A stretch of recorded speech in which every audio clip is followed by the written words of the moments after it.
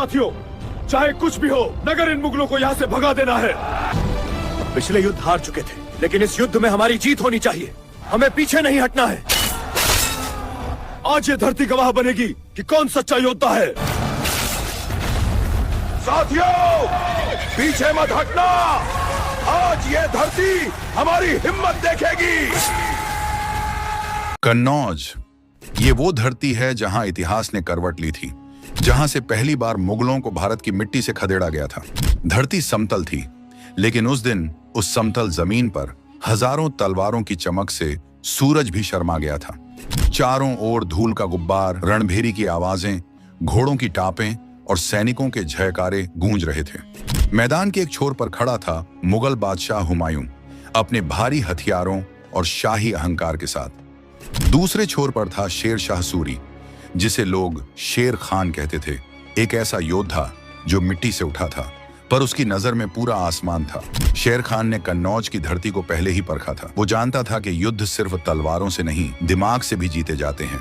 इसीलिए उसने अपनी सेना को 3 भागों में बांटा। पहली टुकड़ी, जिसका नेतृत्व खुद शेर खान ने किया, और वो था मध्य भाग में सिंह की तरह गरजता हुआ। दायां भाग उसके साहसी बेटे खिज्र खान के हवाले था, जो अपने पिता की तरह निर्भीक और वीर था। और बायां भाग अफगान सैनिकों की शक्ति से गूंज रहा था, जो अपने दिलों में सिर्फ एक सपना लिए लड़े, अपनी धरती, अपना स्वराज, अपनी जीत। उस दिन कन्नौज की हवा में सिर्फ धूल नहीं, इंसाफ की गंध भी थी। शेर खान की हर गर्जना में यह संदेश छिपा था, जो अपने हक की लड़ाई लड़ता है, उसे कोई साम्राज्य नहीं रोक सकता। कन्नौज की वो सुबह, जब हवा भी बेचैन थी, जब सूरज की पहली किरण भी रणभूमि पर गिरते ही थम सी गई थी, जहां शेर शाह सूरी सिर्फ 15,000 सैनिकों के साथ, पर हर एक योद्धा के दिल में शेर का साहस था। उनकी आंखों में सिर्फ एक सपना था, अपनी मिट्टी की आजादी, अपने वतन की इज्जत। और दूसरी तरफ शाही ठाठ में सजा था मुगल बादशाह हुमायूं, जिसके पास 40,000 सैनिक, घोड़े, तलवारें और तोपखाना।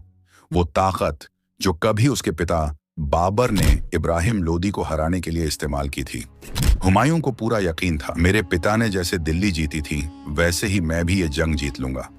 उसने भी अपनी सेना को 3 हिस्सों में बांटा। पहली टुकड़ी खुद हुमायूं की अगुवाई में, जहां उसके साथ थे तेज रफ्तार घुड़सवार और तलवारबाज सिपाही, जो शाही झंडे के नीचे रण में कूदने को तैयार थे। दूसरी टुकड़ी उसके सेनापति के नेतृत्व में, जो दूसरे छोर से शेर खान पर अचानक हमला करने की योजना में था। धूल के बीच से उठता हर कदम मानो धरती पर बिजली गिरने जैसा था।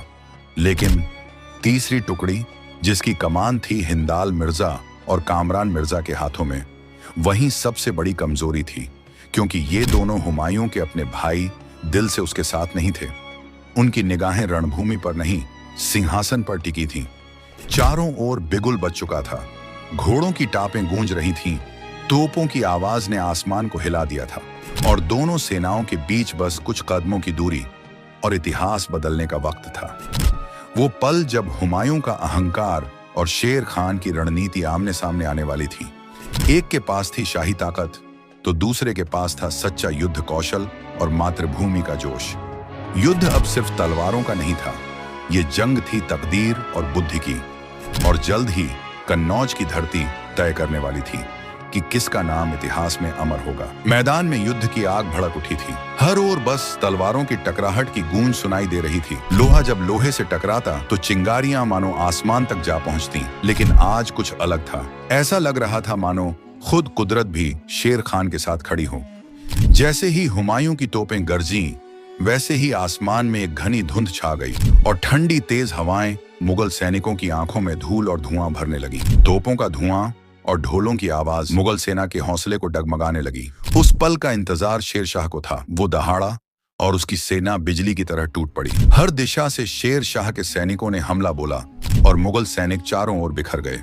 कुछ ने डर के मारे गंगा की ओर दौड़ लगाई, कुछ वहीं रणभूमि में लहूलुहान होकर गिर पड़े। हुमायूं भी अपनी हार देखकर टूट चुका था। वो कुछ वफादार सैनिकों की मदद से किसी तरह गंगा पार करता है और पीछे मुड़कर आखिरी बार उस धरती को देखता है जिस पर कभी उसका साम्राज्य हुआ करता था। वो जानता था अब दिल्ली उसकी नहीं रही, क्योंकि इतिहास ने आज शेर शाह सूरी के नाम की एक नई सुबह लिख दी थी। कन्नौज के युद्ध की गूंज अभी थमी भी नहीं थी कि इतिहास ने एक नया अध्याय लिख दिया। विजयी शेर शाह सूरी दिल्ली और आगरा की ओर बढ़े, जहां कभी मुगलों का परचम लहराता था। उन्होंने वहां से मुगल सैनिकों को हटा दिया और अपने सूर्य वंश की नींव रखी, एक ऐसा वंश जिसका हर पत्थर न्याय, विकास और प्रगति की मिसाल बना। शेर शाह सूरी केवल एक योद्धा नहीं थे, वो एक दूरदर्शी शासक थे जिन्होंने समझा कि एक मजबूत राज्य की जड़ें केवल युद्ध में नहीं बल्कि जनता के विकास में होती हैं। इसीलिए उन्होंने अपने साम्राज्य को छोटे छोटे प्रांतों में बांट दिया ताकि हर प्रांत की आवाज, हर किसान की मेहनत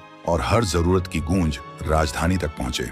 उन्होंने खेती बाड़ी में नई तकनीकों का प्रयोग शुरू किया, जिससे फसलों की पैदावार पहले से कहीं अधिक बढ़ी। सड़कें, कुएं, सराय, हर चीज में उन्होंने जनता की सुविधा को सबसे ऊपर रखा। और फिर उन्होंने वह काम किया जिसने उन्हें भारत के सबसे महान प्रशासकों की श्रेणी में खड़ा कर दिया। उन्होंने बनवाया grand trunk road, GT road, जो बंगाल से लेकर पंजाब तक फैला हुआ था। यह सिर्फ एक सड़क नहीं थी, बल्कि एक ऐसा मार्ग था जिसने पूरब और पश्चिम को जोड़ा, जिस पर व्यापार, संस्कृति और भाईचारे की धड़कनें बहने लगीं। यात्रियों के लिए उन्होंने विश्राम स्थलों और कुओं का निर्माण करवाया ताकि किसी राहगीर को प्यासा या थका हुआ न रहना पड़े। और जब बात आई अर्थव्यवस्था की, तो उन्होंने मुद्रा प्रणाली की नींव रखी, वही मुद्रा जो आगे चलकर भारतीय रुपये की पहचान बनी। शेर शाह सूर्य का शासन सिर्फ सत्ता नहीं था, वो एक सपने की शुरुआत थी, एक ऐसे भारत की जो न्याय, समृद्धि और विकास पर टिका हो। वो केवल राजा नहीं थे, वो एक दूरदर्शी निर्माता थे जिन्होंने आने वाली सदियों के लिए रास्ता बना दिया। शेर शाह सूरी का जन्म बिहार के सासाराम में हुआ था। बचपन में उनका नाम फरीद खान था। वे शुरू से ही तेज, बुद्धिमान और साहसी स्वभाव के थे। पढ़ाई के लिए वे जौनपुर गए, जहां उन्होंने जमाल खान से शिक्षा प्राप्त की। उनकी लगन और समझदारी देखकर सभी उन्हें एक दिन बड़ा आदमी बनने का आशीर्वाद देते थे। पढ़ाई पूरी करने के बाद फरीद खान सीधे बहार खान लोहानी के पास पहुंचते हैं, जो उस समय आधे से ज्यादा बिहार के शासक थे। बहार खान उनकी काबिलियत देखकर उन्हें अपनी सेवा में रख लेते हैं। एक दिन बहार खान शिकार पर निकलते हैं और फरीद खान भी उनके साथ होते हैं। घना जंगल, चारों ओर सन्नाटा, और तभी अचानक एक भयानक शेर सामने आ जाता है। राजा और बाकी सैनिक डरकर पीछे हट जाते हैं। हवा में तनाव भर जाता है, सबके चेहरों पर दहशत छा जाती है। पर उसी पल फरीद खान की आंखों में डर नहीं, जुनून जलने लगता है। वे अकेले आगे बढ़ते हैं, तलवार खींचते हैं और बिना किसी झिझक के उस शेर पर टूट पड़ते हैं। शेर गरजता है, लेकिन फरीद खान का वार और भी तेज होता है। एक ही झटके में वे उस शेर को मार गिराते हैं। सैनिकों की आंखों में हैरानी और गर्व का मिश्रण होता है। राजा स्तब्ध रह जाते हैं। महल लौटने पर सभी के चेहरे पर बस एक ही नाम गूंजता है, शेर खान। ये फरीद अब सिर्फ इंसान नहीं, शेरों से भी लड़ने वाला वीर है। और उसी दिन से फरीद खान को शेर खान की उपाधि दी जाती है, जो आगे चलकर इतिहास में शेर शाह सूरी के नाम से अमर हो गया। बहार खान लोहानी शेर शाह सूरी की वीरता, बुद्धिमत्ता और निष्ठा से इतने प्रभावित हुए कि उन्होंने उसे सिर्फ एक सैनिक नहीं बल्कि अपने भरोसेमंद साथी और उत्तराधिकारी की तरह मान लिया। एक दिन उन्होंने मुस्कुराते हुए कहा, फरीद, आज से तुम मेरे बेटे जैसे हो। तुम उसे सिखाओगे कि एक राजा कैसे अपने लोगों के लिए जिए, कैसे युद्ध लड़ा जाता है, कैसे न्याय किया जाता है। शेर शाह के लिए यह सम्मान शब्दों से परे था।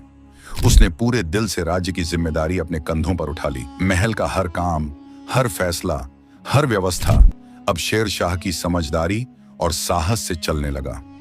जनता उसे आदर से देखती थी, जैसे राज्य को कोई नया सूरज मिल गया हो। लेकिन किस्मत ने अचानक करवट ली।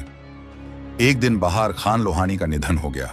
पूरा राज्य शोक में डूब गया और उसी सन्नाटे के बीच शेर शाह ने अपने कर्तव्य को निभाने की शपथ ली। सबकी निगाहें उस पर थीं और जब उसने बहार खान की गद्दी पर बैठकर राज्य संभाला तो कुछ दरबारी और सरदार भड़क उठे। एक मामूली सैनिक राजा कैसे बन सकता है? दरबार में षड्यंत्र की गंध फैलने लगी। लेकिन शेर शाह अब वो फरीद नहीं था जो डर जाए। उसकी आंखों में शेर जैसी आग जल रही थी। उसने साफ कहा, राजा वह नहीं जो रगों में राजघराने का खून रखे, राजा वह है जो अपने प्रजा के लिए अपना खून बहाए। फिर क्या था? जो उसके खिलाफ खड़े हुए उसने उन्हें युद्ध में हरा दिया, कुछ को सजा दी और कुछ को दूर भगा दिया। अब राज्य की गद्दी पर बैठा था शेर शाह सूरी, एक ऐसा राजा जो जन्म से नहीं कर्म से महान बना था। इसी दौरान दिल्ली की राजनीति में हलचल मच गई थी। मुगल बादशाह हुमायूं की नजर अब बंगाल पर थी, क्योंकि उस समय बंगाल के पास बहुत धन था। वहाँ धन की कोई कमी नहीं थी और राजा भी कोई खास ताकतवर नहीं था। हुमायूं ने सोचा, अगर बंगाल जीत लिया तो मेरा साम्राज्य पहले से भी ज्यादा समृद्ध हो जाएगा। हुमायूं बड़ी सेना लेकर पूर्व की ओर बढ़ा। उधर शेर शाह सूरी सब कुछ ध्यान से देख रहा था। वह जानता था कि बंगाल की लड़ाई में हुमायूं की सेना थक जाएगी और तभी वार करना सबसे सही वक्त होगा। इसलिए उसने चालाकी से उसे जाने दिया, लेकिन उसके चेहरे पर हल्की सी मुस्कान थी, जैसे कोई शेर अपने शिकार को जाल में घुसने दे रहा हो। कई महीनों की लड़ाई के बाद जब हुमायूं थका हारा लेकिन विजयी होकर बंगाल से लौट रहा था, तभी रास्ते में बिहार की धरती पर उसका सामना हुआ शेर शाह सूरी से। शेर शाह ने चारों तरफ से हुमायूं की सेना को घेर लिया। एक तरफ थी उफनती गंगा की लहरें, दूसरी तरफ खड़ी थी शेर शाह की प्रचंड सेना और बीच में था फंसा हुआ हुमायूं। तुरहियों की आवाज गूंजी, तलवारें टकराईं और धरती कांप उठी। हुमायूं ने बहादुरी से युद्ध लड़ने की ठान ली, लेकिन शेर शाह की रणनीति और तैयारी मुगलों की ताकत पर भारी पड़ गई। घंटों चले उस युद्ध में हुमायूं की सेना टूटने लगी, घोड़े भागने लगे और अंत में हुमायूं खुद युद्ध भूमि से पीछे हटने को मजबूर हो गए। लेकिन जब आखिरकार हुमायूं ने दोबारा कन्नौज का युद्ध लड़ा, किस्मत ने एक बार फिर उससे मुंह मोड़ लिया। धूल, धुआं और टूटते हुए सपनों के बीच हुमायूं दूसरी बार भी हार जाता है। इस बार उसकी आंखों में आंसू नहीं थे, सिर्फ एक लंबी भारी चुप्पी थी, एक बादशाह की चुप्पी जिसकी किस्मत उससे बार बार खेल खेल रही थी। 1545 में जब शेर शाह सूरी अपनी साम्राज्य को और मजबूत करने के लिए कलिंजर के किले पर चढ़ाई कर रहा था, उसकी किस्मत ने उस पर अचानक बंदूक की तरह निशाना साध दिया। कलिंजर किले की घेराबंदी के दौरान तोप में आग लग गई